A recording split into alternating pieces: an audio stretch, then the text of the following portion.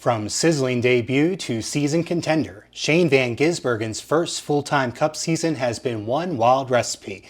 Today we're slicing into the Kiwi-inspired Steak Sandwich and diving in the SVG's 2025 season next.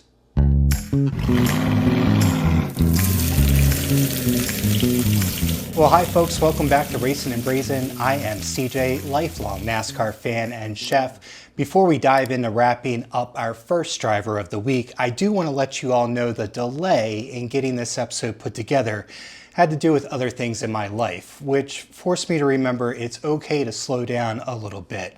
After all, it is the off season. So today, we are definitely putting a wrap on our SVG driver of the week featuring the Kiwi Steak Sandwich. I have some notes about it now that I've had a couple of days to enjoy it. But before we dive into that, let's catch up on SVG's record-setting rookie season in the Cup Series and have a quick peek at what lies ahead in 2026 and beyond. I hope your mouth is watering. Let's get into it. SVG came into the 2025 season with big expectations, though tempered for ovals, and he absolutely delivered. His first full Cup season was run in the number 88 Chevy for Trackhouse Racing, recording 5 wins, 7 top 10s, 3 poles, and an average finish of 21st on the season, earning him Rookie of the Year honors. The early months saw average finishes in the 30s, but by the end of April, he started to grab his footing and began working his way into the top 20s, even securing a 14th place finish in the Coke 600. Early summer is when SVG's bread and butter came about as NASCAR headed south of the border to Mexico City in June. That was the beginning of a 5 consecutive road street course win streak that could easily continue into next season. He went pole to victory 3 times in a row with Mexico, Chicago, and Sonoma, winning in Mexico by over 17 seconds.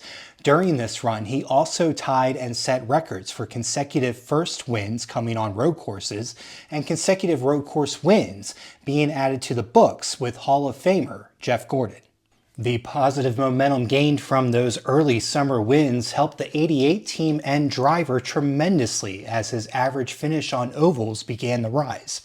As the season barreled toward the playoffs, he knocked off top 20s at challenging tracks such as Indianapolis, Richmond, and Daytona. The challenge for SVG this season was going to be the ovals. He dug in, studied hard, and went to work like the champion he is. The 2025 playoffs saw one of the tightest fields to start the round of 16 in recent memory. One would have thought the playoff points SVG had gained during the regular season would have been enough to propel him far, but it was not to be. His Trackhouse team fought hard in the first round, but finishes of 32nd, 25th, and 26th, even with a 16-point cushion, were not enough to move him on. Despite an early end to SVG's playoffs, he was still able to shake it up for the remainder of the season, knocking off a win at the Roval and a season-best oval finish of 10th at Kansas. And not to be overlooked, an 11th at Talladega and 14th at Martinsville.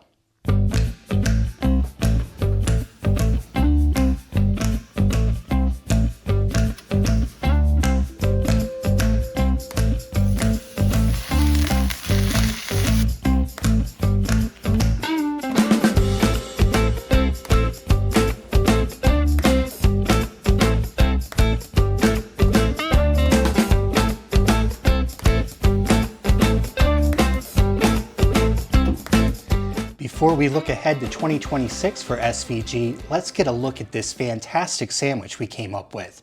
First, if you remember from the recipe card, I called for using skirt or flank steak for this bad boy, but at nearly $30 a package, I had to look for alternatives. A $14 chuck steak sounded a lot better and was the winner. I marinated it just the same, made sure it was patted dry before hitting a hot cast iron pan and cooked it to a quick medium. Check out the link to my perfect sear recipe for tips on cooking thin steaks. It took some careful knife work, but I was able to get thin slices across the grain for tender bites.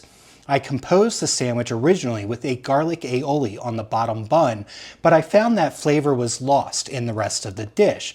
So the second time around, I went with a horseradish mayo, which gave the bright note this sandwich needed.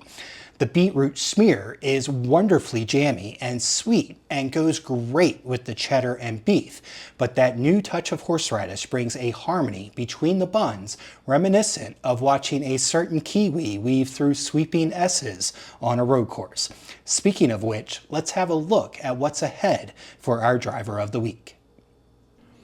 Well, 2026 looms, and for Shane Van Gisbergen, the plate is set for upgrade. He's locked in full-time with Trackhouse, announcing an extension on his contract earlier this year, and he's switching to a new car number, the 97, which has deep family ties for the Kiwi.